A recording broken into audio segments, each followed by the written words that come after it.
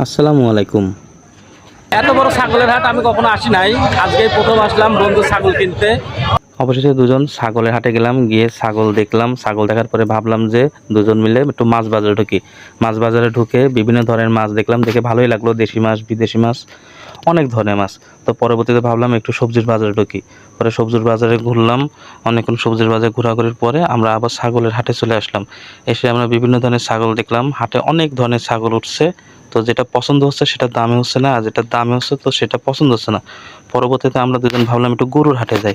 গরুর হাটে গিয়ে গরুরগুলো দেখতে ভালোই লাগলো। তো বন্ধুকে বললাম, বন্ধু তুমি ছাগল কেনা বাদ দিয়ে তুমি গরুই কিনো। তারপর আমরা দুজন আবার বিভিন্ন ধরনের দোকানে গেলাম, দেখি কোনো কোনো কিছু পছন্দ হয় নাকি।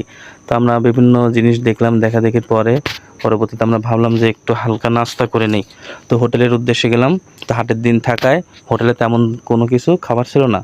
তো খাওয়া দাওয়া হালকা পাতলা নাস্তা করার পরে বন্ধু বলছে যে ঘুম পাচ্ছে অনেক।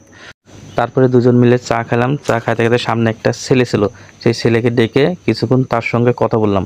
কথা বলা শেষ করে দুজন আবার হাটের ভিতরে গেলাম। হাটের ভিতরে গিয়ে আল্লাহর রহমতে আমাদের একটা ছাগল পছন্দ হলো এবং সেটা কিনলাম। আপনারা সবাই কমেন্টে জানাবেন ছাগলটা কেমন হলো। আসসালামু আলাইকুম, সবাই ভালো থাকবেন।